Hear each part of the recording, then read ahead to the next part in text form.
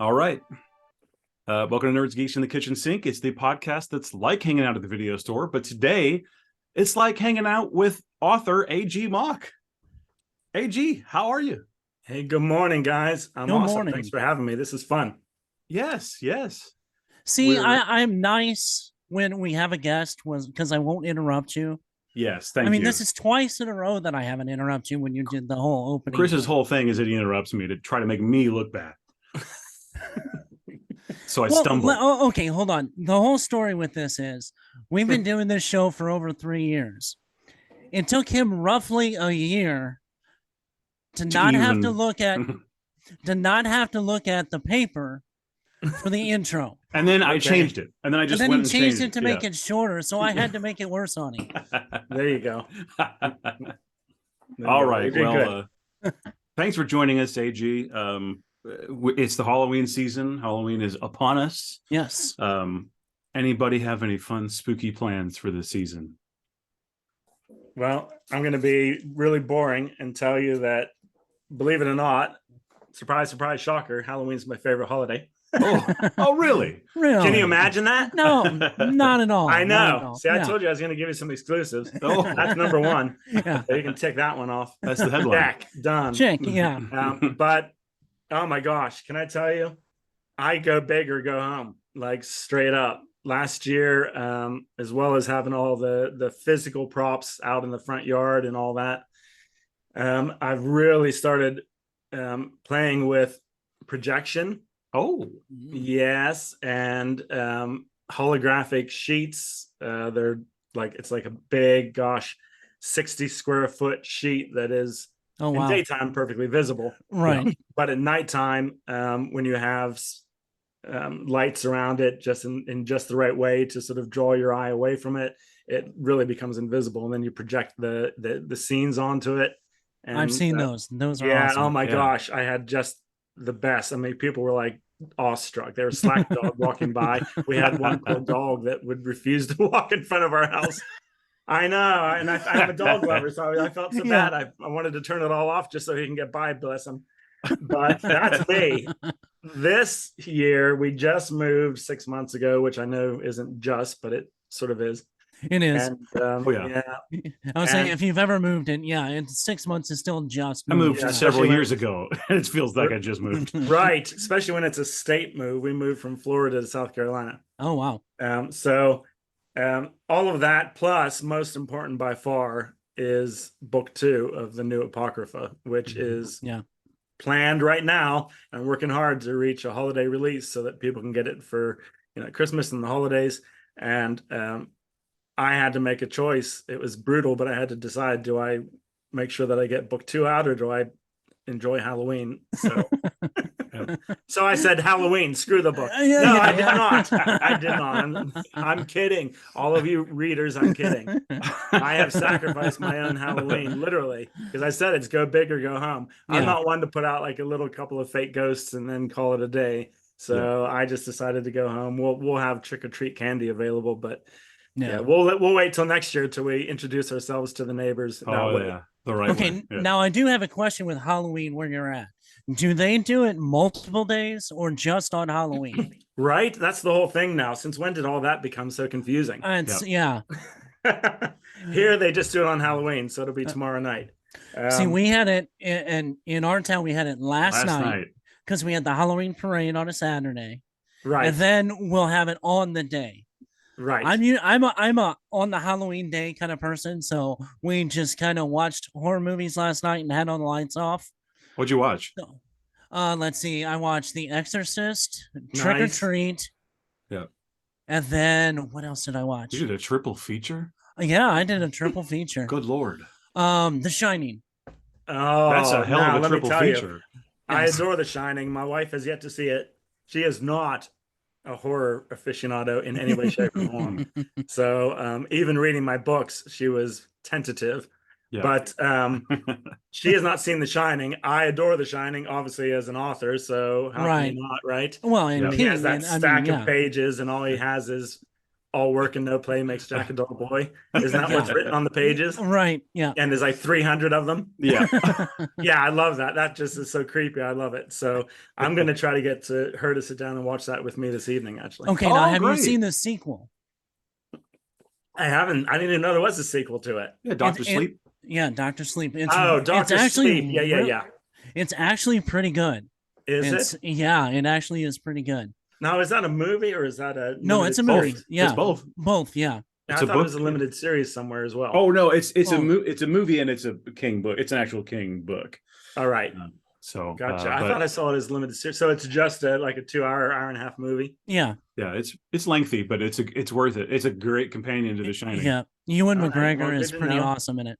Yeah, nice. I like it. So that's what we'll be doing tonight. Here's, I'm with you. I'm a classicist when it comes to things like the holidays. I'm all about October 31st. However, I have to admit, I'm not a parent myself, but I have to admit, if I were a parent, I think this whole make it the last Saturday of October would be like super beneficial for everybody. Because the fact that you had to introduce the whole idea of Halloween by saying, when are you celebrating it? Right. That's absurd, isn't it? Yeah, it really is. Right. Yep. So I think that idea of having it is, I hate to say it, but having it like the last Saturday of October, that's it, done. Everyone celebrates then. That's when the trick-or-treaters are coming. That sort of makes a whole lot of sense. But I'm sure I'll get pushback from readers on that too. How dare you? Oh, yeah. I used to like your books until you said that. The sacred holiday. I think I'll be celebrating a different sacred holiday by watching The Crow tonight. Devil's Night. Nice. Yeah. So Brandon Lee. One of my all-time faves. So I'll be doing that, I think. Yeah. Now, is it true that he actually died on that set, or did he die after the film? No, I thought he died. He died on the set. He died during the filming. Yeah. Right, because they had to manipulate how they finished the film without him, of course. Yeah. There are several points in the film when it's not him. Yeah. Or they digitally put his face on. Kind of the first deep fake in movies. Kind of, yeah. Yeah. Right. Interesting. Mm-hmm. And where it's not very good, it's A Weekend in Bernie's thing, right? Where they were just holding him up and I know is it too soon? That's a little grim. It's funny, but it's grim, but hey, you're in the right place. Exactly. Let's play this game. Oh, you want to start with that? I win, by the way. Okay, we can start with it. Yeah, absolutely. Okay. What do I win if I win? You win the continued adoration of every listener and all of your readers. Fantastic. All right, hit me. I would love you to beat Chris, by the way. I would love for Chris to lose. I'm sorry, buddy. I would love it if every time you root against me every time. That's brutal, but I know, right? All right, bring it on. Let's see. All right, give me all right. So we're going to play horror before and after. Okay. I'll give you two. It's one clue, and it's either going to be movie titles or the like an actor in the horror genre, something fairly known. I tried not to go anything too deep cut, but some of these might be on the edge. So for the first one, I'll give you an example clue: Peter Jackson and Sam Raimi early film, and the answer would be Evil Dead Alive. Yeah, Evil Dead and then Dead Alive. Evil Dead Alive. Oh. Okay. Oh my gosh! And you said you didn't go too obscure. Well, that's why I gave you that one as the clue. To be honest. Okay, so this is kind of like Wheel of Fortune. Yeah, they have that too. Have you ever seen the all right, well, I'm gonna be probably 0 for 10 on this, but no. I get pretty bad on these. Yeah, we got that. All right, here you go. Clue number 1. The OG possessed child star and a found footage movie about a really bad time in the woods. Oh gosh, Linda Blair Witch Project. You got it. Yep. You got it. Wow, who got that? I think that was you did. You got it. Oh, it goes to Mock. Yep. All right, there's my one. So now there's no more pressure. I got what I wanted. I told you. I tried not to be too, underground with these. A John Carpenter movie with Donald Pleasance that isn't Halloween, and an early 2000s creature feature whose antagonist is the Tooth Fairy. Oh gosh, I don't know this one, Chris. It's all over to you, my friend. A John Carpenter movie with Donald Pleasance that isn't Halloween, and an early 2000s creature feature whose antagonist is the Tooth Fairy. Isn't Halloween like none of the Halloweens? It's not related to Halloween. Not at all. Oh, Donald man. Pleasance. I'm trying to think. Wow. I know. I mean, I got the last part. Donnie P. You got the last part, but not. Yeah. You're upsetting me a little. I know. All right. What's the last part? Okay.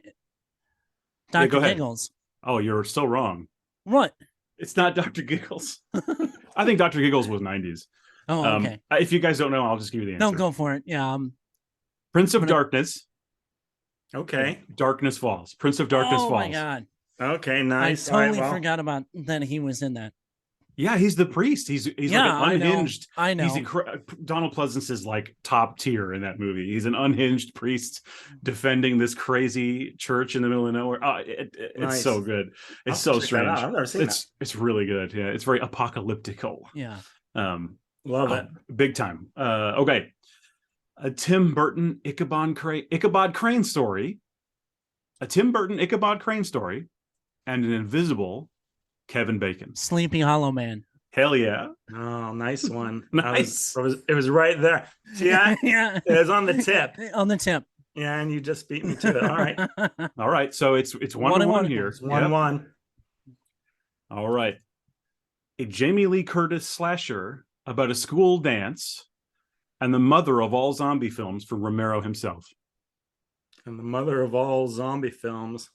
From Romero himself. Prom Night of the Living Dead. Yes. Sweet. Yes. 2-1. The tip. It was there. He was already past the tip. Yep. Just gone. Yep. All right. Okay, this one was my personal favorite answer. A recent Mike Flanagan Netflix series with a lot of ghosts and a classic Vincent Price movie about a scary sleepover.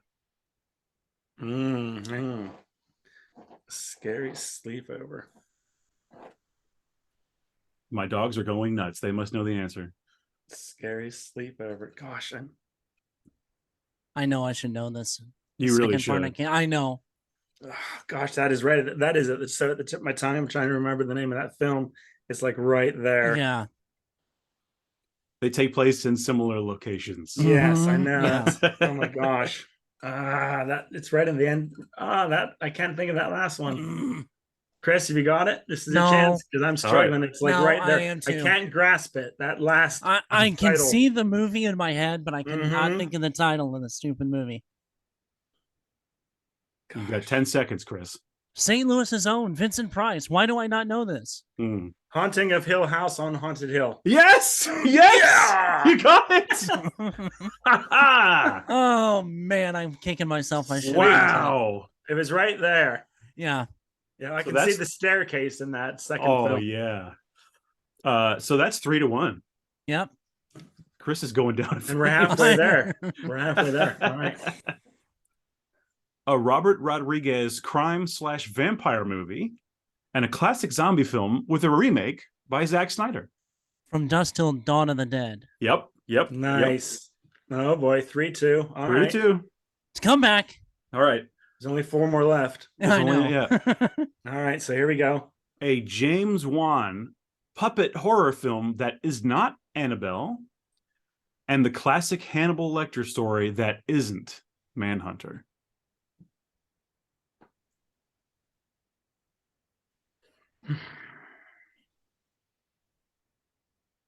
I think the James Wan is probably where people are going to trip up. No,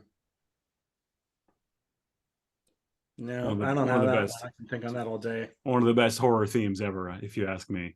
Chris, it's over to you. I can't think. I know I'm going to kick myself on this one too, but I cannot think of the James Wan. I'll kick you if you want. Go for it. Go ahead. I'm out. Dead Silence of the Lambs. Oh, damn it. I was Dead Silence. Yep. Yeah. That's an okay movie. I was trying to think of puppets. I'm like, man. It's a ventriloquist dummy, but a dummy's a puppet. Don't even. All right, so that's still 3-2, right? 3-2. Puppet Master kept going through my head all the time, and I knew that wasn't James Wan. No, right, me too. Although a James Wan Puppet Master would be really fun. Would be awesome. To be honest, I would love to see that. All right, we've got 3 left. A haunted house movie remake with Daniel Radcliffe and a classic Bava film in black and white about a reanimated witch. I know the first part. I'm trying to think. Yeah. Of the reanimated witch. And what film? Who did that film? Mario Bava. The reanimated witch. Black. It's got some visual. It's got one visual thing that people, even if you haven't seen the film, you would recognize if I showed you, probably. Right, I'm sure. I know the first. I don't know the second. Do you know the second part? Nope. All right. All right. I'll give it to you. It's the woman in black. The Woman in Black Sunday. Okay. Black Sunday. Yeah. Okay. A great, very moody. It's so strange, that movie, because I think it comes out in 1970. I could be wrong, but it's black and white, and it's not 70. It must be 70. Anyway, it's in black and white, and they could have gone color, but it's very moody and old school, but with like, they push the gore you wouldn't normally see that in a black and white movie like that. They really push the gore. It's interesting. Nice. All right. 2 more. A Rob Zombie witch film and the classic Tobe Hooper Stephen King adaptation.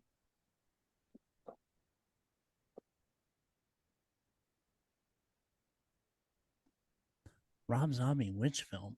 Yeah, it's his only movie that I even like want to watch again. I'm trying to think of what's even close. Right. He's got one that's super obvious. I know. If you should be kicking yourself, it's this one, Chris. Yeah. Okay. No, I don't have this one either. It stars. Shockingly, it stars Rob Zombie's wife. Surprise! Surprise! Right. Surprise! Go on, hit it. What is it? Lords of Salem's Lot. Lords of Salem's Lot. God. All right. So this is the last one. It's either going to be. It's a tie or AG win. Yeah. It is 3-2. All right. So on this one. All right. A 2008 Clive Barker adaptation starring Bradley Cooper and a Korean zombie film about a father and daughter taking a little trip.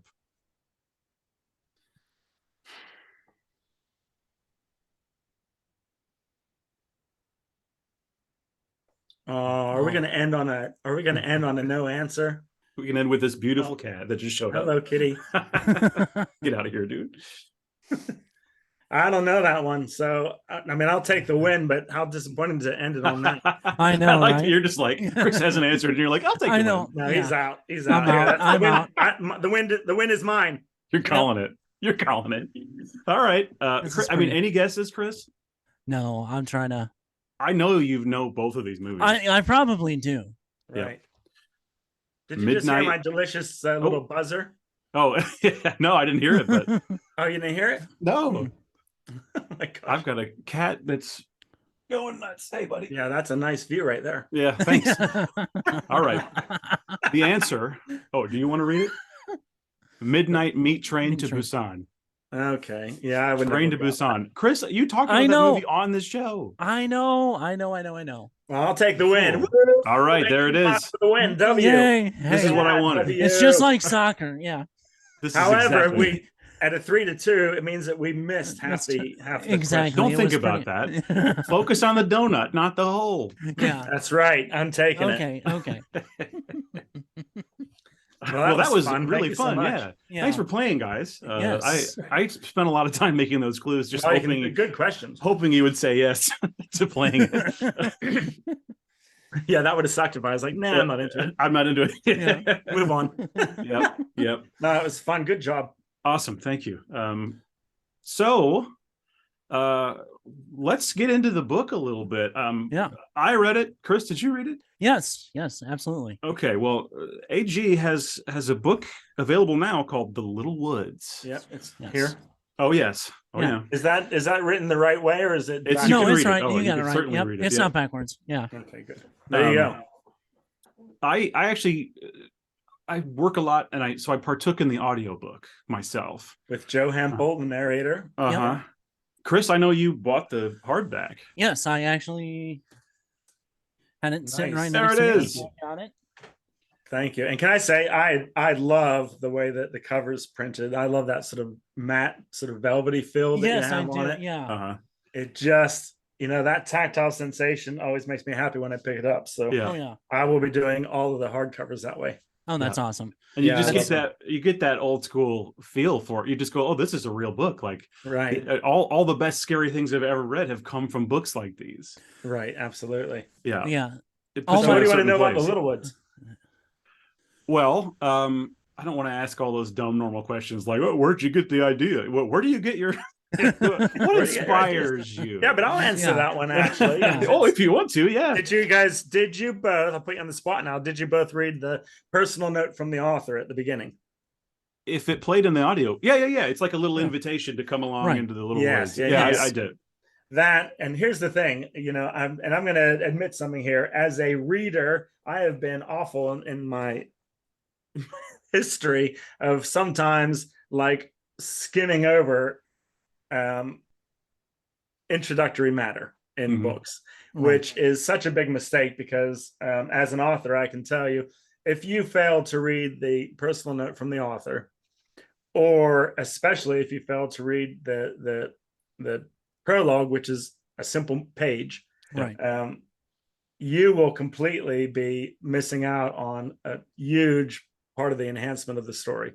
It'll still be a great story, I feel, to read, but when you read that prologue, especially, it tees the whole thing up, tees up the whole story. And the whole book is teed up by the personal note from the author, which is right at the very beginning. And that personal note's so very true, because this is certainly not autobiographical. It's certainly not. We hope not. Right. It's certainly not nonfiction. It is fiction. But as it says in all of the blurb, it is inspired by real events, very much so. There is a real Little Woods where I grew up.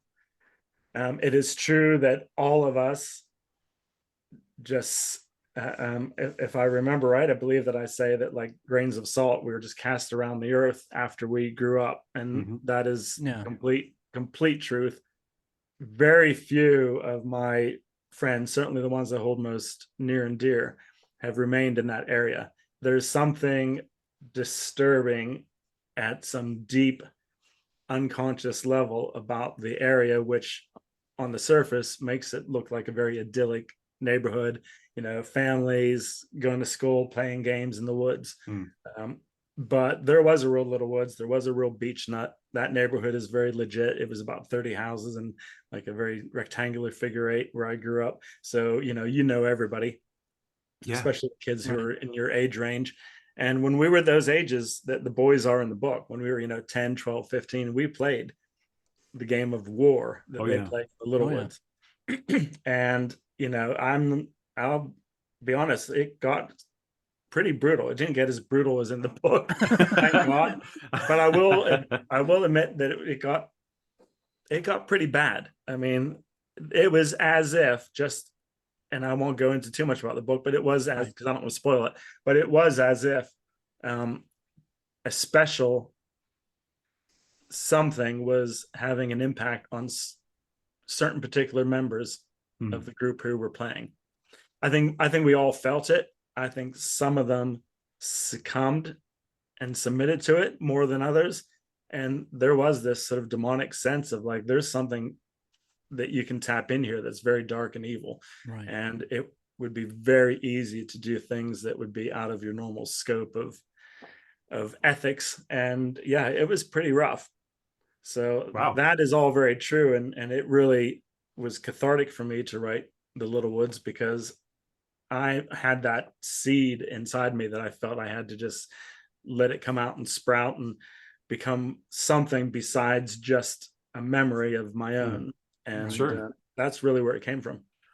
Oh, well, excellent. I tell you, one of my favorite aspects of the book was I guess that you would call him the antagonist, although its nature maybe isn't completely there, but I really like the main visual that is assigned to that character, and the the voice of I don't want to say anything, but I like the idea that that is something to me that like again, I don't want to spoil anything, but a childhood thing coming back like that would be absolutely terrifying, particularly in that way with that visual. Thank you. I appreciate that. I agree. I thought that was one of the cooler things in the book. That was really neat. Right. And elements of that will carry on into book 2, by the way.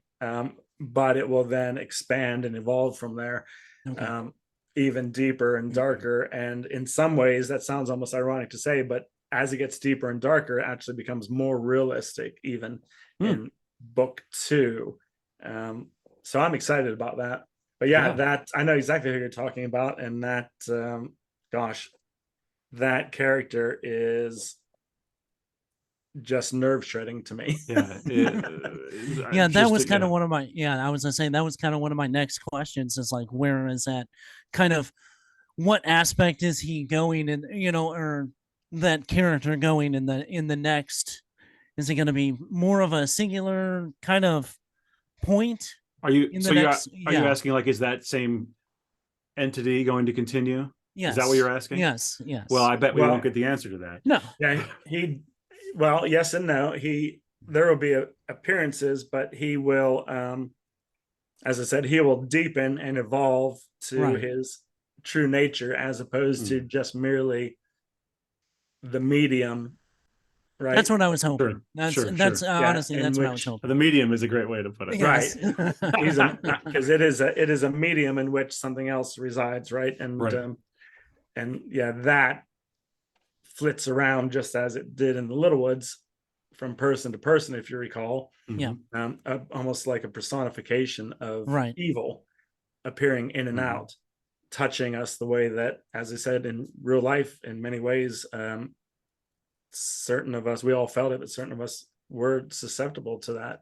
And I feel that sort of visually, tangibly personifies that by showing it going from person to person throughout the Little Woods. And that will continue, but again, deepen and evolve and become much more cataclysmic in book 2. Good. That's kind of what I was hoping. Yes, thank you. So now I do have a question about a certain character, kind of where you got, and she doesn't appear until a little bit later in the book. Oh, I know exactly what you mean. You're talking about Della. Yes. I love Della. What are your thoughts on Della? Do you like her? I do like her. She kind of reminds me, I don't know if you've seen, I know you've seen Tangina from Poltergeist, the great Zelda Rubinstein. Okay, yeah. And then she kind of reminds me of a combination of her and Sister Andrea. I don't know if you've ever seen the show Evil. No. Oh, it's Mike Coulter, and it's really good. Anyway, there's a nun in there named Sister Andrea, and it reminds me that character type is like a combination of those two people. Right. Interesting. Well, I've never seen that, so I'm going to have a look now. Yeah. But I love Della. She came in. So here's the thing: when there's 2 types of authors, if you have to boil us down to two classifications, it doesn't matter what genre in which you write, there are basically, and I feel most authors would agree, there are plotters and there are pantsers. Plotters will have it all plotted out, and they will have, chapter 1, chapter 2, chapter 25, and they know where it's going, and it's very structured. And I'm envious that whenever they look at it, they can say, okay, almost like sitting down to a 9-to-5 job. Okay, here's what we got on the agenda for today. So this is going to happen. Let's go write it. The other type is a pantser. I am so a pantser. We just fly by the seat of our pants. And that's not because I do it because I'm lazy or because I can't plot or summarize. When I write, and I've heard this so many times before, so I hate to sound cliche or like I'm mimicking, but it's a truth for me. When I write, especially when it's going very well, I no longer am actually writing per se. Instead, I'm almost like a stenographer who's just taking down in a courtroom the things that are being said and done. Sure. I'm just taking dictation.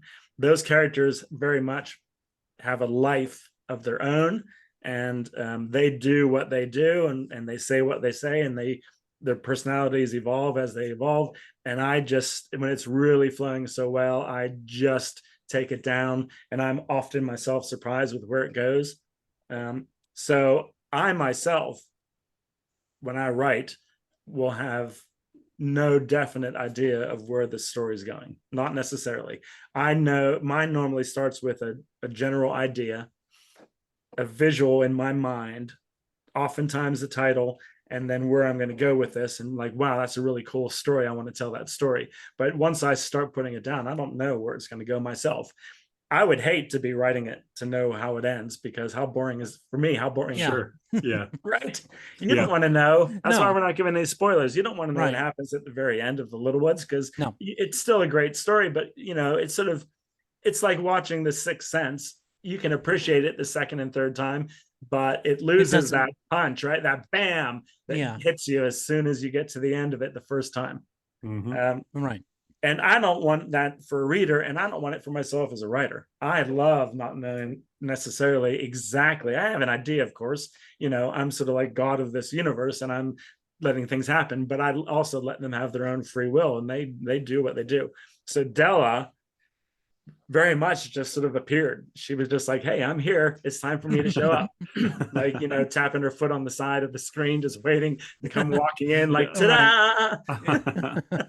And I adore Della. And it's funny because she comes in about between half and 2/3 of the way, I think. Yeah. And when she comes, it really goes in the direction that it was always intended to go. And we're no longer, I think, at that stage building up, but now we're moving to this destination. So we're sort of building the tension. And then from Della onwards, that last third of the book is really all just a tense, taut climax of what's going on. Yeah, and she really felt like, she's one of my favorites as well. Yeah, she really felt like she was the shepherd of that last, half third of the book. Right. Really everything kind of, I mean, I wouldn't say revolved around her, but it seems like she had a presence. Seems like the other characters would not have a clue if she were not around. Right. And that's completely right. They would be rather clueless, because they're two young men who grew up in Western Pennsylvania. One disappears and goes to New York because of things that happen, and he's separating himself from that life and that childhood and that memory, right? Just erasing its existence. The other one ends up staying in the same house where his parents lived, where he grew up, buying the house from his parents. And so their lives, when the brothers are so close all the way through the beginning, and then their lives diverge. And then you basically have someone who's wanting to become a high-powered advertising exec in Manhattan, someone who's, a happy father in his same home, in his same hometown. Two very different characters, but both clueless about spirituality, spiritualism, about psychic phenomena, things like that. Even though there's something that the boys share, you'll remember that as an adult, that particular thing that they share, they sort of either forget about or push deep down so that it's immersed in their subconscious somewhere. And that, don't you think, though, that's true of all of us? Like, we've all grown up with, remembering scary things that happened as a child and thinking we saw monsters under the bed. And then as we get adult, we start to push that down and submerge it, and that's just silliness, and forget all that. Well, the boys very much do that, just like you and I do. And without Della, you're right, they wouldn't have a clue. I mean, Dustin, you said like they'd be just sat there like, yeah. And that's true, because they don't really know what's happening. They understand like the specific facts of what's taking place in their lives. They don't understand why that's happening or what the force is behind it. Della helps, as you said, shepherd them. That's a great word. There's something about that sort of creepy childhood nostalgia that I personally can't get enough of. I'm always digging back into what scared me the most as a kid. What memories do I have? Right. What thing creeped me out, in the woods or at my parents' house in the middle of the night, or whatever the thing was. Those are my favorite things. Like when I'm being creative, that's like my go-to well of things to pull out. Yeah. Yes. And it's my favorite. It's just my favorite feeling, I guess. I don't know, but I like that. That's sort of where you went as well with this. And I think it's a very potent place to get inspired from. And I think that's really interesting that you did the same. And I love that. Yeah. Well, thank you. Well, I'm truly, although this is not autobiographical, like every writer in the world, whether you are published, not published, just doing in a journal, the things you write come from your history, from your life. Yep. And so much of what happens in Littlewoods, some of it is extremely close to the mark of what really happened. Sure. And I won't ever reveal just how much of that is. As I say in the beginning, we won't ask.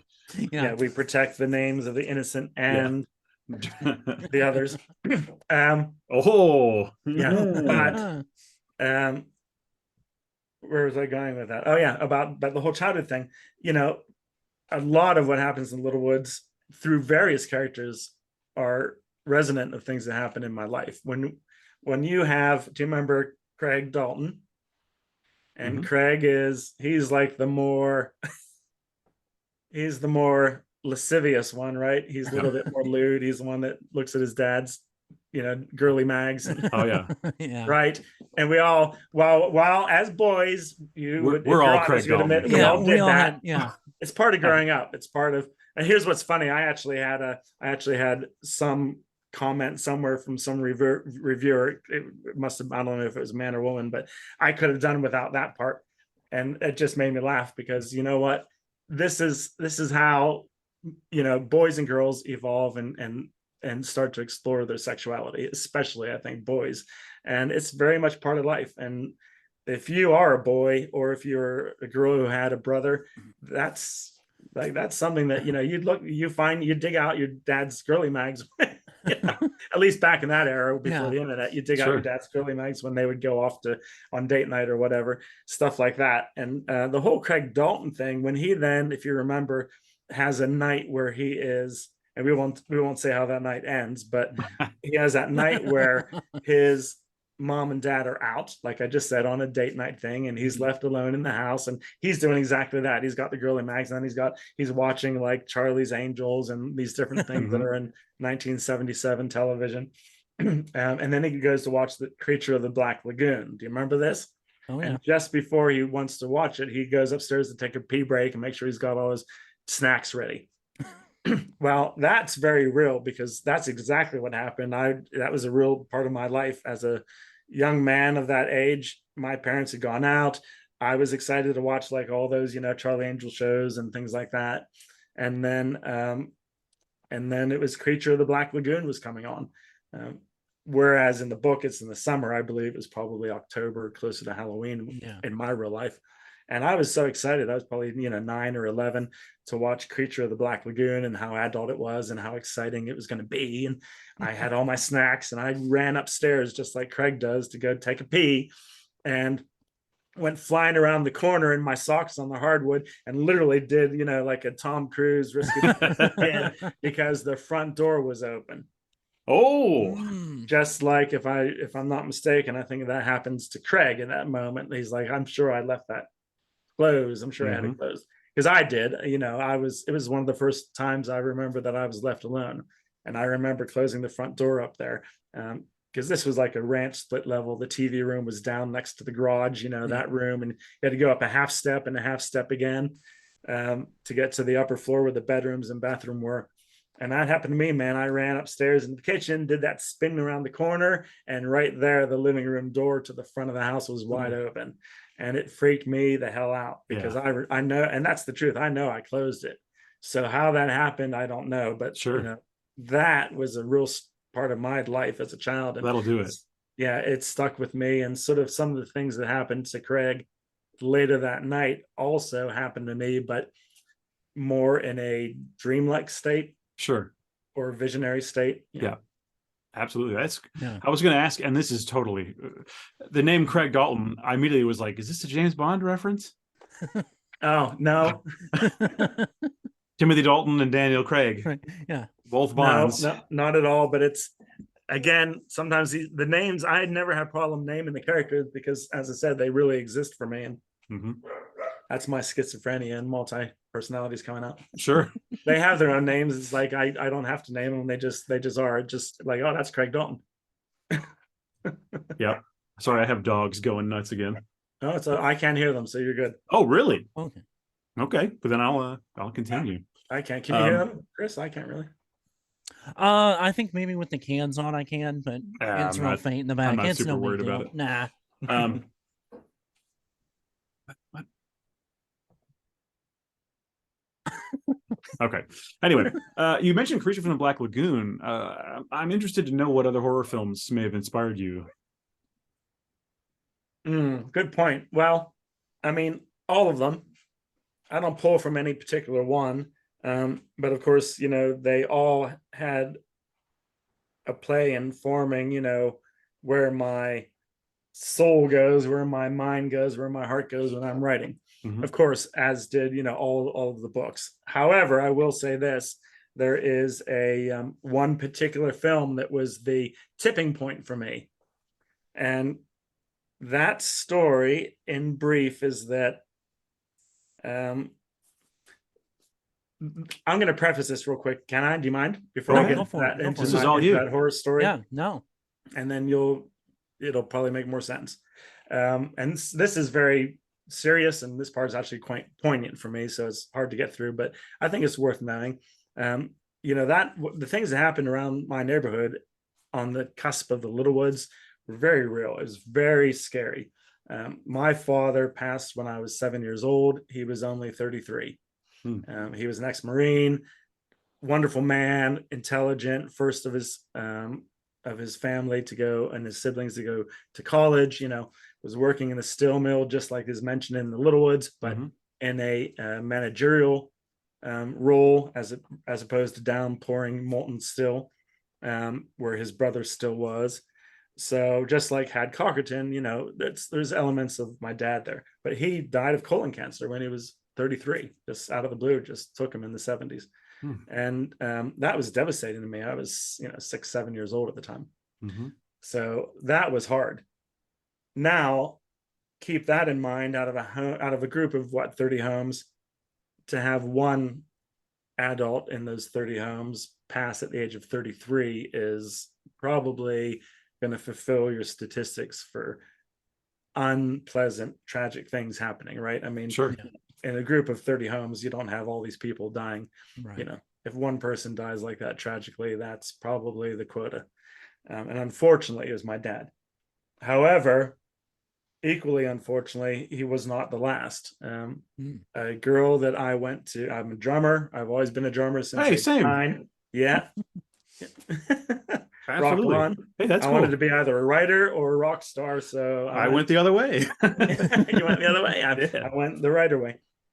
But yeah, I played all my life in bands and things. Supported myself in the UK when I was studying over there in with music. But now I'm throwing me back to 13 years old, going to band camp, nerdy band camp. One day in band camp. Oh yes. As a band camp kid, I have heard it many times. Yeah.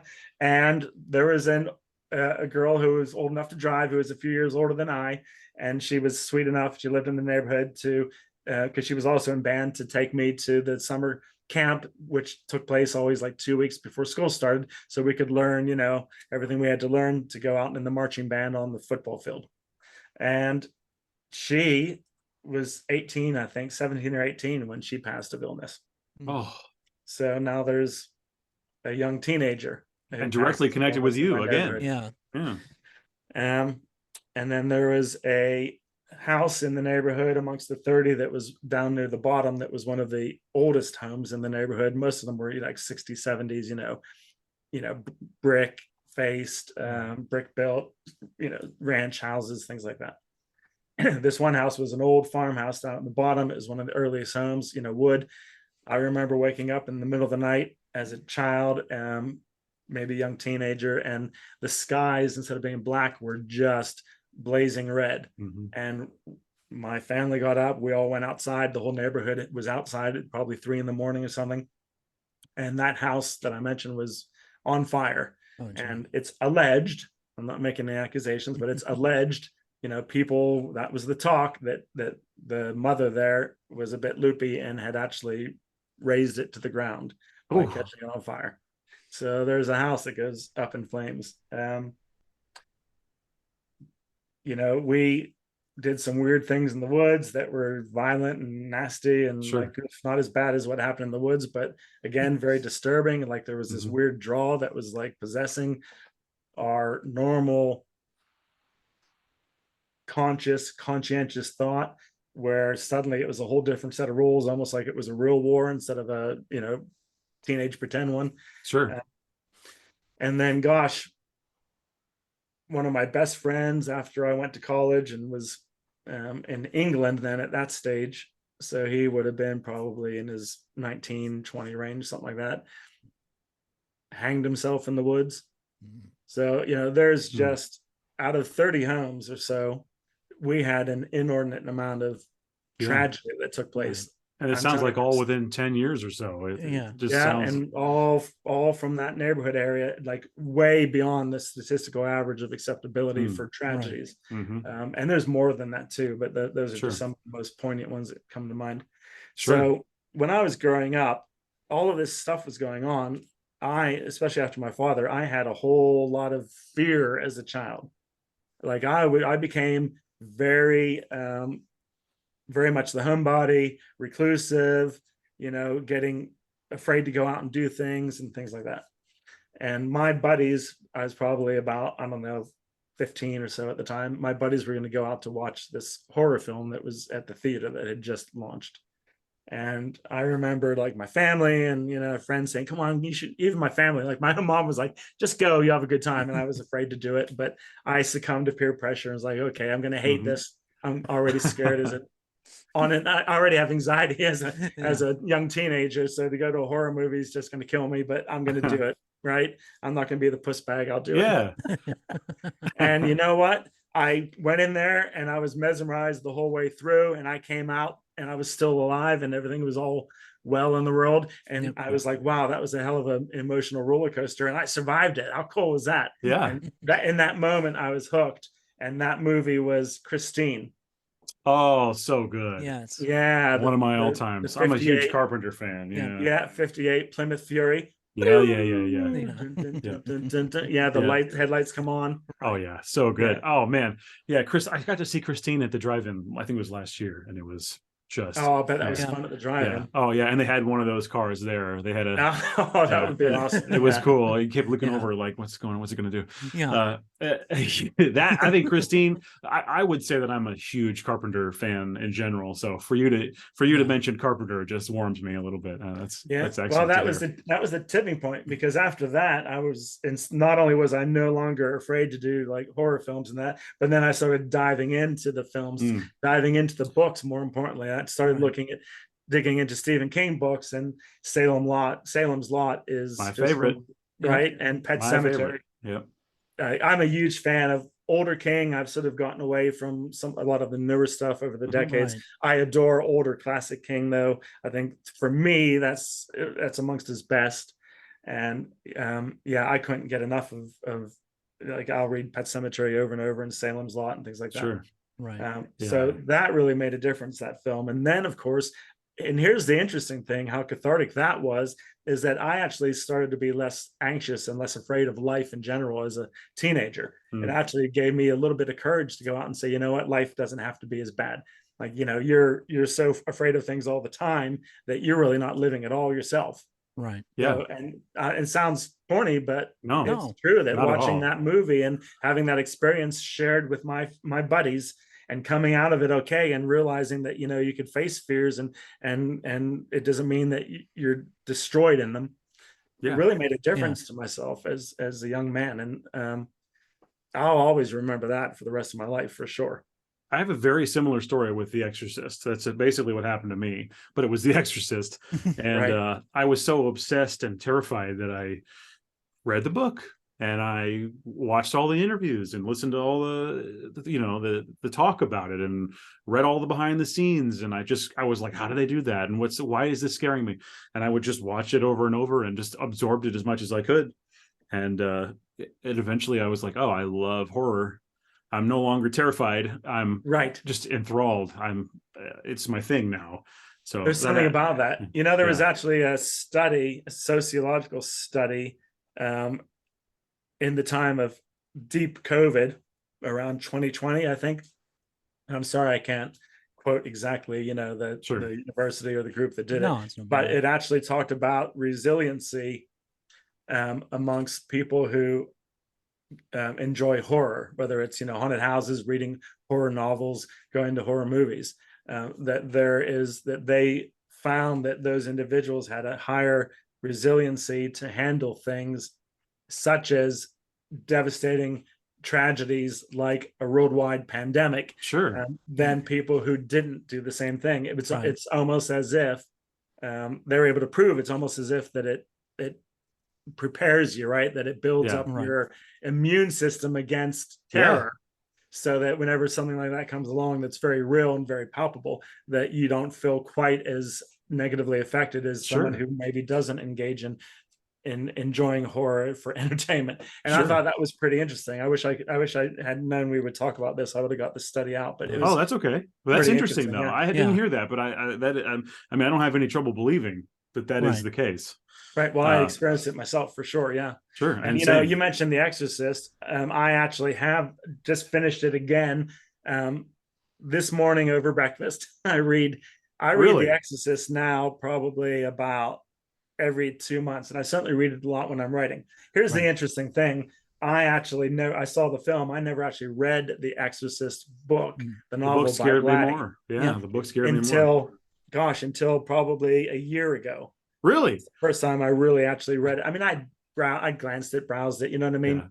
But actually sitting down and reading it, absorbing it, page Right. by page, word by word, and just really taking it all in.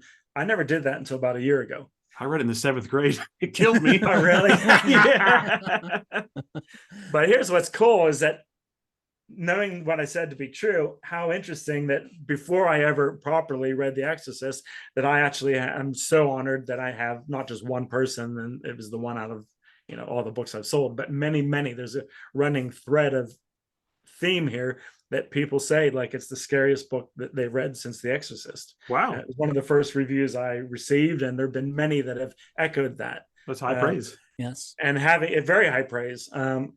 And how interesting, because like I said, I'd never actually really read it until last year. And by that time, The Little Woods was, you know, already out and getting those comments. Right. And I think maybe that's what spurred me to actually go get it. So I actually found a first edition copy on eBay and bought it. And I adore it. That and I cover. read it all the time. Yeah. Yeah. But what I really love is that here's the weird kismet of it, is that having never read it until long after The Little Woods was out, I now see some similarities in certain things and how Blatty and I both approach. For example, he has this italicized inner monologue that he does where the character is talking his thoughts to himself, and he uses that in italics. And that's something that I did in Little Woods long before I even read Blatty's book. You'll see all throughout the Little Woods and throughout all my books, when even though it's written in third person, when the characters are thinking and speaking to themselves internally, that monologue comes out as a first person italicized section. Yeah, I actually was going to ask you about that, and you already answered the question. Oh, there you go. So, yeah, that's my psychic ability coming out. Play the number 4 on the lottery.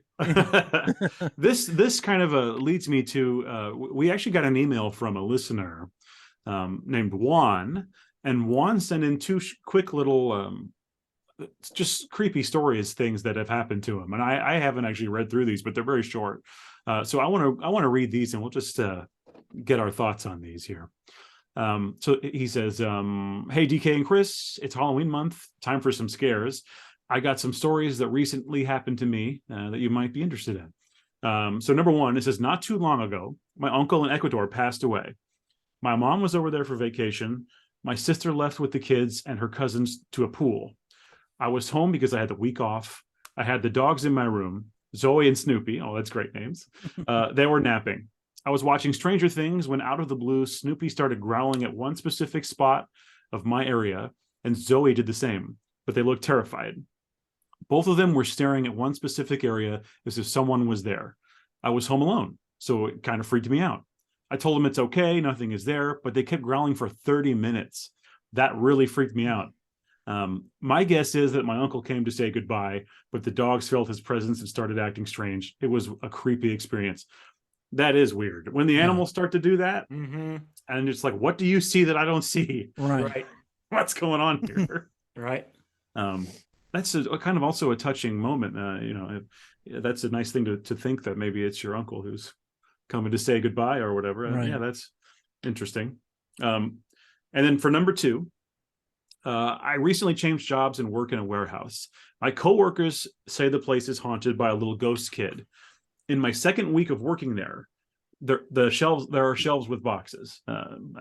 Let's see here. So I was alone in the aisle picking a product to deliver when out of the blue, a box fell right in front of me. I freaked out and checked to see if anyone was around to see what happened. Nobody was there. Every once in a while, you hear boxes falling or random objects in the aisles. You never want to be alone in that warehouse. Things get creepy when no one is around. Now, I have worked in a warehouse. It's been about 12 years.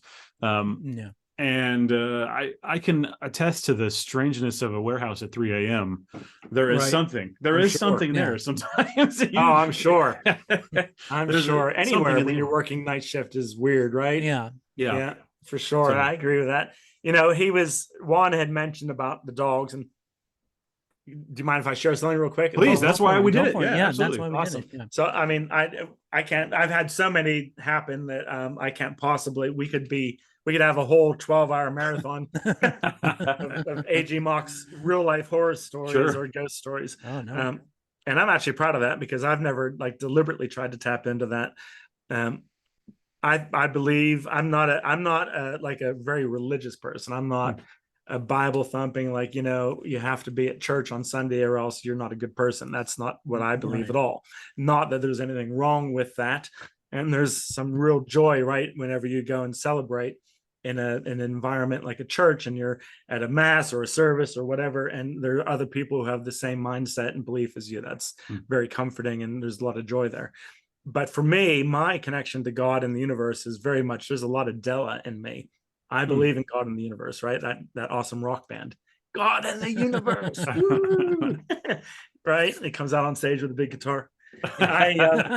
I'm very, very much Della in that way. And I feel that spirituality is a personal thing, and I talk to God all the time. And I have epiphanies, or what I call downloads, where things happen and I'm just suddenly hit with this, like, this is what you're supposed to be doing. I've had moments where I've actually, this might sound bizarre, but I've had moments, very rare, but 1 or 2, where I've spoken to God and I've had answers back. Very, very clear. One was actually audible through another person, and it was devastating. It was my nephew who was terminal at the time, and it's just a terrible story. But that I believe, that that's all around us. That if you follow theories about, and I don't even know them enough to try to identify which ones I'm talking about, but my own spirituality is that, we in the spirit world and that energy are all coexisting. And the question is, when someone says that they experience these things, is it because they only happen to them and not to him, but only to her? Or is it because maybe that person's just more in tune to it, whether it's a deliberate effort or whether they just are naturally sensitive to it? And I'm of that latter camp. I believe that these are happening all around, because anywhere I've lived in the UK, the US, any home I've ever had, it's always quote unquote haunted, right? The likelihood that it's just happening to me is very unlikely. Right. Right. The odds just don't line up. I therefore have come to naturally, I believe, appreciate that this is happening all around us at all times. It's just that somehow I'm still tuned into it. Sure. And I think when we mentioned about childhood, right, that I think kids, just like animals, are very naturally in tune with that energy, that vibration. And as adults, again, remember, we've said this earlier, we push that down, submerge and immerse that with reality and logic, because that just can't happen. Because how does one function in a world when that's allowed to happen? Can't do it. I have to go work. I have to push all that away. I can't think of, my my ancestors, my friends, whatever around me. I just have to focus on what I can see, the material world. Sure. And I think those people who are in tune to it, and there are still some, I believe I'm one, have held that childlike instinct, that intuitiveness. And I believe pets have that Sure. as well. And so when one says his dog saw something, boy, I have no doubt. Because when I was in St. Petersburg, Florida, where we just moved from, I had a small historic bungalow. I know for a fact that that bungalow had the spirit of a young boy in it, in the second bedroom. It was just a small bungalow, built in the 1920s. And I know there was a boy, and I won't go into all the reasons why, but I kept seeing things, hearing things. The door kept locking in that second bedroom from the inside. It's annoying. Wow. Yeah. And I would, and a little startling. The first time you're like, wow, that's weird. I don't remember doing that. Or how did I do that? But it's an old 20s knob as well. It's the original knob where you actually have to lift the knob. There's a little lock that goes up, a little latch that goes up on the inside of the knob, not down, not gravity fed, up. Right. And when it goes up and you shut the door, it's locked. So I'm like, well, how is that happening? That like the knobs, if it fell down because it's an 80-year-old little latch, then I could understand it because it's only a small little thing. But how would it automatically fall up? It's got to go up. Yeah, and I kept and I would, when I say kept, several times, not every day, several times over the first 6 months of being at the house. That door, I'd wake up in the morning and I'd go to, and I would like whack my face into it because the door, I'd keep moving and the door would not open. Yep. And then I knew something was going on. And then one night I had a dream that was very lucid, and maybe you call it a vision, I don't know, where it was just, and it was a very friendly, very benign young boy who was in that room, and he was just letting me know that he was there. Wow. And that was fine. But one night I was watching TV, hanging out with my border collie, just the two of us. I wasn't married to my wife at the time. She lived in another town, and same thing as Juan. Out of nowhere, there was nothing happening outside in the house. There was no change in obvious, environmental stimuli. Sure. Out of nowhere, Chico, my Welsh border collie, just goes ballistic. He's staring at the second bedroom that I just mentioned. The hair, and it makes my hair go up when I'm thinking about it because it's so real. Like, for sure, I'm getting goosebumps. His hair goes up, the hackles on the back of his neck goes up. He's growling, not just like barking like woo woo if I think I hear something. He's scared. Yeah. He's becoming aggressive, and he's focused on that room. Well, I turn down the TV and I like, it's okay, boy. And then he keeps doing it. I then go and walk over there, and I walk into that room, and like my hairs are going up right now. Sure. Yeah. We see it. The energy in that room was not the energy of this little boy. It was a very oppressive, very frightening energy. And I turn on the light, and Chico goes into the room now with me, very tentatively along my side, like to protect me, but also very wary that he's walking into what he knows to be danger. Sure. And he goes to the one corner and lifts his head up as if he's looking at a person, and he's looking and barking and growling at the corner where there's nothing, with his head not down like where an animal might be, like a mouse, but his head is like up as if he's looking at a person. And he's going ballistic. Well, that's it. So I call my fiance at the time. She calls somebody. We take pictures and video. We catch this weird shadow. She's a psychic friend of hers.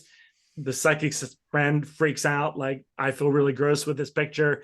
Like, you got to sage the house. I felt gross too. Everything just was very weird. And this was a whole different entity or energy than the very friendly little boy.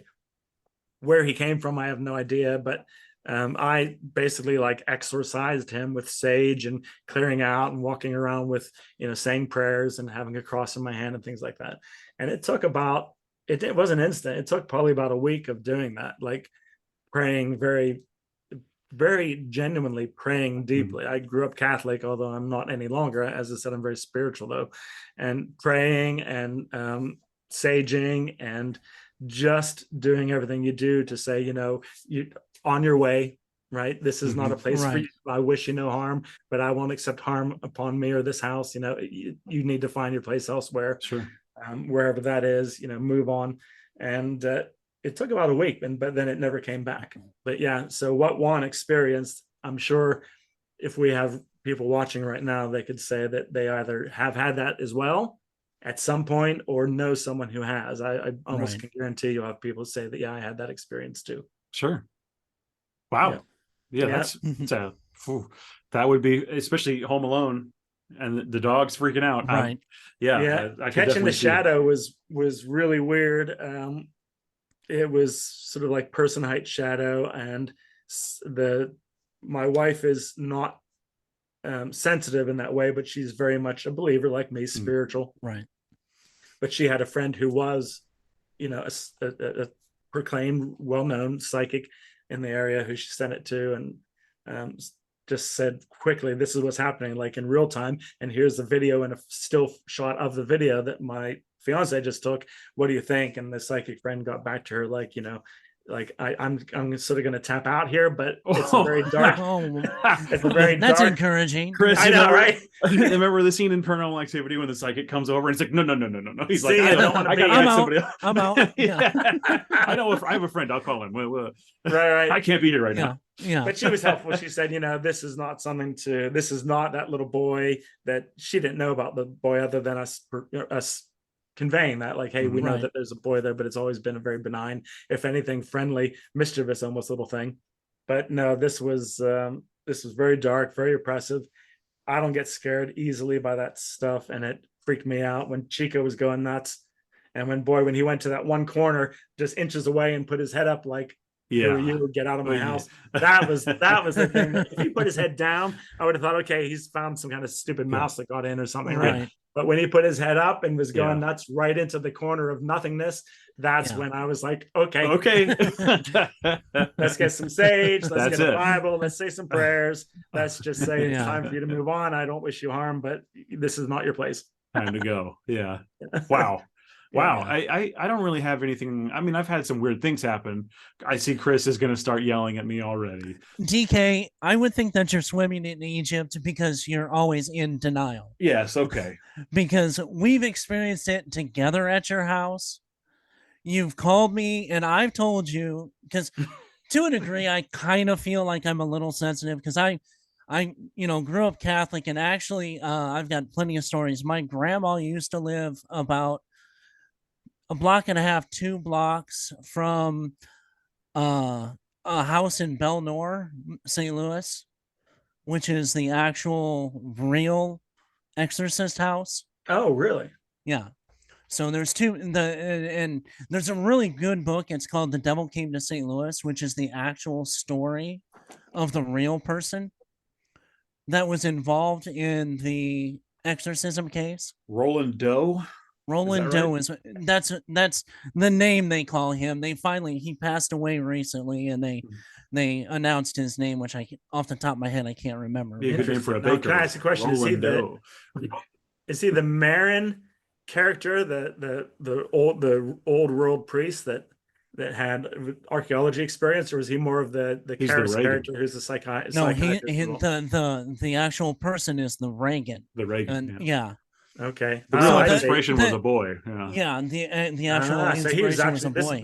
He's actually the Reagan character. Yeah. If you remember, Blatty was inspired by a news article that he read. Wow. And it was about that story. Yeah. It was 1949 is when it all took place in that couple of years span. And this I was St. Louis. I didn't know that. Yes. Well, from Maryland. It started in Louis, Maryland. right? Yeah.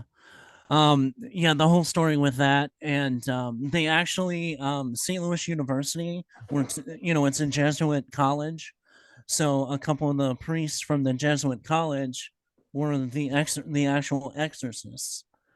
Some of it took place in the actual rectory that is torn down and rebuilt now, and then we had the hospital. That's the creepy one. That's the creepy one. Yeah. This is what I always heard about it as a kid. Well, my dad because they had finally torn down the Alexian Brothers Hospital late 70s. And as a side job, my dad was a police officer normally, but as a side job, he was security during the demolition of the hospital. So when I'm 6 or 7 at the time, and my mom was busy, so you figure in the 70s it's kind of like a lot of people, especially night, they're like, do whatever, we don't care as long as Oh you're, yeah, well, we were all latchkey Listen, kids. Chris, Yeah. it's the 70s. You well, can do what but you want. yeah. It So was. my That's mom, why I told you that story of mine, the Oh, Craig yeah. Dalton Yeah. inspired story. I mean, I was 9 or 11. I mean, I don't know if anyone would leave a 9 or 11-year-old. Yeah. I don't have kids, but you'd probably Mine's Right. 9. Mine's Yeah. 9, and I would not leave her. I don't. No. Right. It's not at this point. 70s. Like you said, 70s were like, just don't burn the place down. We'll You're see. good. Right. Yeah.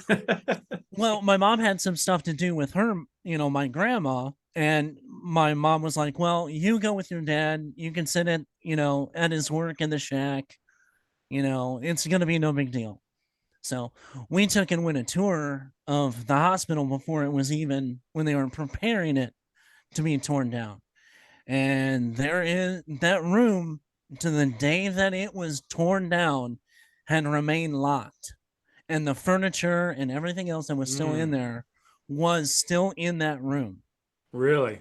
Yeah. And you Wow. can literally feel, like you see in the movies, the temperature difference. It was within being 10 feet of the room, you can start feeling the temperature drop. Was there an air vent there, Chris? No, not in that span. And it's in the 70s. AC is not really a thing that Oh, much. sure, Right. yeah. So, I mean, literally, and it was in the middle of the summer. So you're talking, it was cool walking through there. And to this day, I still remember hearing stuff kind of shift and move. Not so much like footsteps or anything like that, but like hearing like something scrape across the floor, or something kind of just jar for a second in that room. And that will stay with me for the rest of my life. That's cool. I like that. Yeah, and even passing by the house, because the house still stands. And actually it's had several owners Yeah. that have tried to, fix it up and everything else. And I think recently the person that has it now, they're like almost finally finished with the house. And they've had tons of reports. But I mean, I've seen it on shows recently. Yeah. They've gone there and done investigations and things like that. Right. With the home. Interesting. Right. And even passing by that house, you just feel there, like you were talking about the woods, you feel just kind of the air change and the mood change Right. around And you can. it. Right. I believe that. I know you can. I mean, I've felt it many times in my life. And that's what I try to tap into with my books. There's nothing wrong with just a good old, zombie story. Right. Sure. I mean, that's just fun as heck. But, the Little Woods and the New Apocrypha is trying to tap way deeper than that into the whole, if you read the books, that there's this, it's actually theorizing this correlation between the ancient Judaic book of Enoch and the book of Revelation by St. John, and how that, although they were written far apart from two different approaches to religious doctrine, that they are actually conveying one and the same thing. And then fast forwarding that 2 millennia into, our era. And that's what the Little Woods is about. And I really try whenever I can to tap into what you're saying there, Chris, about the whole, that sort of that weird invisible thing that it's not tangible, but something that just makes the hair stand on the back of your neck, that sense of foreboding that one gets whenever you're in certain situations, or as opposed to just someone necessarily coming at you like Michael Myers in a mask or something. There's nothing wrong with that, but I try to tap into that sort of deeper, so that whenever you turn off the lights, I think when you go to bed, you're probably pretty assured that a man in a hockey mask is not going to come and machete you in your sleep. He's at summer camp. You don't have to worry about that. Right. However, I'm trying to make you, however, wonder if when you turn off the lights, maybe something at a much deeper source of that kind of evil might be permeating in the area around you. Sure. I know DK will roll his eyes with this, but I always say that the thing that scares me the most is I know you're gonna say it. You say this every day to me. I even do. if I don't ask. I know it's not when you reach into the room to turn the light on, the monster in the room when they come on. Right. It's if you reach into the room and the hand that's in the dark guides your hand to the light switch. Yeah. That's the kind of thing that scares, that I actually really gets me. Those feelings. Right. Those intangibles. Right. Yeah, absolutely. Yep. And that comes from a whole, you don't expect to turn on your light and see Michael Myers there, but there's right. You turn on the light because you know that there's this sense, it's just something nebulous that is more of a feeling, and it comes because there's a presence there. Yeah. Sure.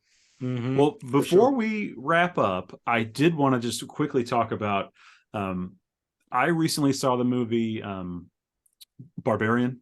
Chris, you watched it? Yes. AG, have you seen Barbarian? I have not. Okay. It's really not related to your work in any way, really. But Chris, I know you wanted to just to discuss it really quickly. Yeah. I know people will expect us to talk about it today. Right. And I just wanted to quickly say that I liked it, but I did not think it was. I'm hearing all kinds of things about like, oh, it's shocking, it's crazy, it's so wild. No, and it feels like entry-level horror to me. Like it feels like a Quiet Place or something along those lines. Which is good for them. Jump in there. Is this the one that is being touted that like it's the scariest movie ever put on film type of thing? People are saying that it is scary. Yeah, I think it's for people who don't watch a lot of horror. Right. And there's a twist, halfway through that is would be very shocking if you'd never encountered it before. Right. But as a horror person who only watches horror, pretty much, there's twist is no big deal to me. Unfortunately. Okay. No, my comment for people who don't watch horror, for sure. Yeah, my comment, it was really good. It's probably the best one this year. I don't know if I can even agree with you on that. I mean, I don't know. Go on. Mainstream horror. Okay. And stuff that's what that's it out is. in the theater. I like Halloween Ends more, I have to say, but that's because I love Halloween. I know you were a lot more warmer on Halloween than I was. Corey for life. We could have had about a 30-minute movie and it would have probably been the best. No. Anyway, aside from that, I honestly, for mainstream horror wise, it was probably, in my opinion, like one of the best ones this year. It was a fun watch. But it would not be on any top 10 list of mine whatsoever. Are you talking about Halloween or are you talking about Barbarian? Barbarian. Okay, yeah. I would agree that it was fun, like a 3 out of 5 or something. I thought it was fun and I would watch it again.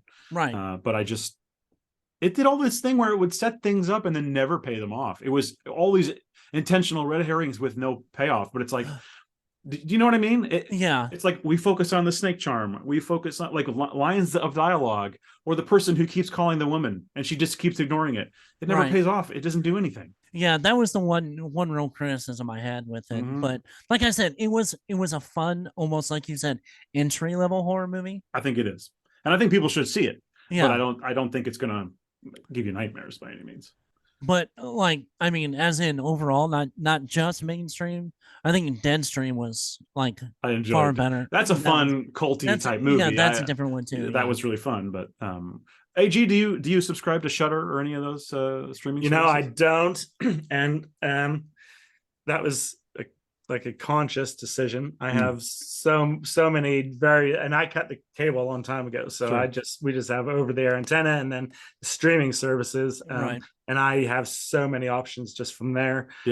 Especially now this Halloween, everyone brought out like we have Hulu, and Hulu has its Huluween where there's all these different options. New Hellraiser, and one of the ones surprisingly that I have found has been one of the for like a $5 monthly fee has been Peacock. Mm-hmm. And Peacock's bringing out all these things that are in theaters, and you can watch them streaming same day for free. Right. I hopped back on Halloween Ends. Yeah, that's right. Yeah, I watched it at home. Right. If my wife and I went, it would have been with the theater tickets and popcorn drinks, it would have been $40, $45. Right. Absolutely. And I watched it at home and for included in my $5 monthly sub. Right. And they also did the same with Black Phone. Yes, which I've seen about half of now and enjoyed, but I That's couldn't a finish good- it. I didn't have Black time to Phone for finish me it. is one of the best ones of the year by far. Right. I liked it better than Barbarian, but I haven't even seen it all yet. Yeah. I love Black Phone. yeah. I think Ethan Hawke's phenomenal in it, and I love how it's not just a straight up like slash serial killer horror kind of thing. Sure. Yeah. You know, guy with a mask and a knife. It's not just that. No. And it's not just a spiritual thing. It's got this elements of supernatural with the slasher guy. And I really enjoyed it because of that. I think it's way nuanced and for me, one of the best ones of the year. So I would highly recommend Black The Phone. moment when he has those balloons and snatches the kid was jarring. I was like, whoa, that's so effective. Like he just disappears in a flurry of balloons into the back of the van. Oh my God. It was wow. Yeah, that was excellently shot. I really enjoyed that. But again, I've only seen half of it. Oh man, well, I love that one. And I've seen it once. I would like to watch it again. But again, I told you I've put all things on hold. Sure. So I'm not watching stuff. And I'm also careful not to watch too many streaming films and things like that whilst I'm in the middle of like a heavy duty writing session. And I completely understand. I also don't want to inadvertently subconsciously draw on some kind of trope that they brought up. Right. You know, because I want my writing to be uniquely mine, and from my own experience and my belief set and things like that. So I'll sort of like avoid that. I do read things like The Exorcist over and over while I'm writing, because I love his writing style, and I just find a lot of what's the word? I guess not influence, but I'm inspired whenever I read The Exorcist. Because again, like I said, I wrote The Little Woods a very long time ago and then published it, you know, a year before I ever even really read the book. But because I then found like, wow, there's some similarities in how we write. I'm not saying I'm blatty, but at all, I'm just saying there's some similarities in how we sort of address certain literary styles. And because of that, I find inspiration there. And I really enjoy it but that's the only one, you know, I could almost recite it, you know, word for word. So have you seen like I'm seeing anything new. Right. That makes complete sense actually. But I was just going to ask you, have you seen Exorcist 3? No, I have not. Okay. That one is directed by Blatty himself. And written by. Let me double check that. I'm pretty sure that that's the case. And it's got George C. Scott as Kinderman, as Detective Kinderman. Okay. And boy, it's a really great watch. And it is directed by William Peter Blatty, and he wrote the screenplay, obviously. And it's got what I would consider to be the greatest jump scare of all time. And the writing of it is just incredible. It's so well written. I would definitely recommend Exorcist 3. Just maybe as a treat after you finish when I'm part done. 2. Right. Yeah. Right. Again, because I don't want to be introduced to something new and be like, oh, I love that, and accidentally try to incorporate it in what I'm doing. I think, honestly, if I had to give you one recommendation as a horror freak myself, I think Exorcist 3 is something you should absolutely check out. I think you'd really enjoy and appreciate. I think particularly you as an author, you know, I think there's so much amazing writing in Exorcist 3 and so many incredibly good ideas. It's very subtle as well, and some amazing visuals too. It just really works. It is one of those scene visual is pretty. One of the ones that got me the most was and I don't want to spoil anything, but the scene in the confessional. Yeah. With the voice. Oh, nice. Yeah, I'm already intrigued. Yeah. As soon as I'm done with the next book, I will. I'm going to jump on that one. Please do. I know we need to get going, but let me ask you. Oh, no worries. I offered you guys an exclusive. Sure, please. Oh, yeah. All right, and this is something that nobody knows yet. I've got a lot of followers on Facebook. None of them know yet, so I will definitely be touting that they should come and check out this podcast, and then they can learn this exclusive news as well. So I have been writing book 2 for a while, since the release of The Little Woods. I have also been writing the 3rd book, so I've been doing both at the same time. Excellent. And I've actually made a decision where initially book 2 was going to be Shadow Watchers, Okay. Instead, I'm actually going to make Shadow Watchers book 3 Oh, of the new Apocrypha. It will be the final book of the new Apocrypha and the series climax. So book 2 is number 1 is going to be out for the holidays. So anyone who's enjoying my writing and wants to carry on with the new Apocrypha series and follow up from the Littlewoods can do so before the holidays and get a present for themselves or someone else. I'm absolutely determined to make that happen. Number 1. So that's some like hard set firm announcement news there. And number 2 is I'm actually going to give you the title. Oh, all right. Book 2 is actually called, you ready? Yes. I wish we had a drum roll. Do it, Chris. The only one that's not a drummer here. That's how ironic. I love it. Book 2 is called Disciple.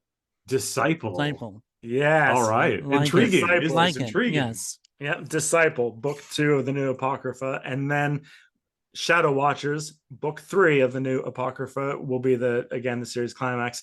That I have penned for early summer 2023. Right. Because so that's already been in the works. So there's been about a year and a half between the Littlewoods and Disciple, which will come out end of November, early December.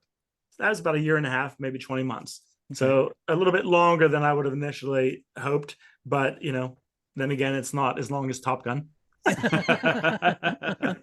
Right? Yeah. But then from book, but look, see how that works though. Top Gun, the sequel was better than the original. And there you go. So good things come to those who wait. Yes. And I sort of think of it as like a fine wine. It just gets better and better as you let it sort of just sit there and soak in all the flavors of the cask. I would never have released book 2, even though it was pretty much done earlier, because I let it sit and went back to it and then read it and then edited and chopped and hacked some pieces just completely to bits, like mercilessly, and then nuanced some and added some until it became Disciple. Awesome. And I would never release it unless I felt in my own critical opinion that it is even better than the Littlewoods. Wow. And I believe that's finally achieved. So it took time for that to happen. But then Shadow Watchers will come out probably only 6 or 7 months apart from Disciple. So the timeline, the separation between book 1, 2, and 3 is getting shorter and shorter. So anyone who's watching, who's a fan or who might not be, but hopefully would like to dabble in it and see if they like the books. Littlewoods, now Disciple coming out very soon, and then Shadow Watchers book 3. I'm also really working hard. Shadow Watchers will be a definite for the summer of 2023. I'm also, though, working hard on a second book to come out in 2023, which will be a standalone. And I won't go into that, but it will be either, I've already begun work on that. It will either be a novel in a few novellas, or it will be a novelized edition of short stories that all together are interconnected and create the novel through individual storylines. Right. That sounds great. I like that. That's Yeah, awesome. and that will be, I want to get that out for like this time next year. So hopefully 2023 we'll have 2 books out, the conclusion of the new Apocrypha series and then a standalone later on in the year. Wow. That's awesome. Excellent. Yes, incredible. I'm excited. Absolutely. Thank you for letting me share that. No, thank you for sharing. Man. Yeah, we're very happy to have you, and it was a great conversation. I so much appreciate your time and speaking with us about this stuff and answering our silly questions about your work. Yeah, they were not silly. They were great questions, and I had the best of time. So awesome. I hope you'll invite me again very soon. Sure. Oh, absolutely. Now, I do have I do have a quick Chris, question. you got one more thing? Yeah, just one more thing. Not that you want to, not that if you haven't, we don't want to see it. Okay. But has the graphic for Disciples been finished? Yes, the novel? actually, I finished it this weekend. Okay. Wow. Oh, and it's good. And have you stepped it up from the Littlewoods? It's there's still that sort of vibe and energy, of course, and it's actually, again, just like the book itself is, just like that one character that what Hitchcock called the MacGuffin. MacGuffin. MacGuffin. Yep. MacGuffin. Yeah, the entity you mentioned, Dustin, is my MacGuffin, right? That's that, and he it's like that unseen thing that builds the story and wraps the story around all the way through the book. That continues in book 2, but again deepens and darkens even more and becomes even more realistic and more cataclysmic, and that is conveyed in the graphic on the front cover as well. Awesome. Excellent. Yeah, I think Awesome. I love it. I think you guys are going to really enjoy it as well. And I Wow. think it'll look nice sitting next to the Little Woods on the shelf. Excellent. That's phenomenal. Excellent. Well, we're looking forward to it very much. Again, I do want to say thank you very much for joining us. Yes. I had a great time. Chris, I assume you had a Awesome. great time. Absolutely. Thanks for It was playing my fun. little Thank game. you so much. Yes. Yeah. That was great. Yeah, well, I think that's it.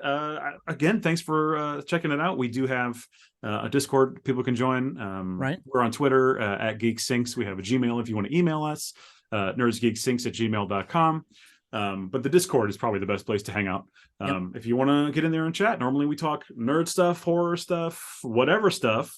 So and this was the perfect addition to our little family here. So thanks once again, AG, for joining us, and hopefully we get to talk to you again soon. Yeah. Thank you so much, guys. I appreciate the invite, and I'll see you soon. Happy Halloween. Yes. Happy Halloween. Have a good one. All right. And I Have just a good want to one. remind all of our listeners and new listeners, go get The Little Woods, #1 bestseller, US, UK, Canada. We'll have a link in all of our social medias. So go get that book. Get it. Thank you so much, guys. All right. right. Have a great weekend. Happy Halloween you too. to y'all. Happy Halloween. Yeah. We'll see ya. Bye. Bye.